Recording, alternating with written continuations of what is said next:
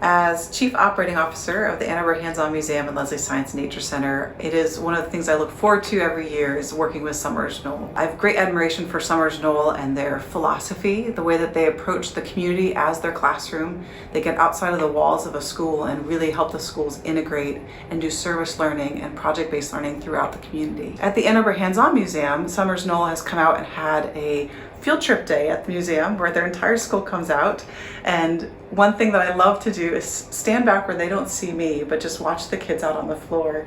They really work well together. A lot of the exhibits that we have aren't meant for one child by themselves but are meant for multiple children to interact together, and together they can assemble some great wonderful experiment in the water gallery where they're moving water from one area down to the other, and they really cheer each other on. They obviously are very empathetic with each other and encouraging, and it seems like Summers-Knoll fosters that type of teamwork and supportive environment, which I really admire.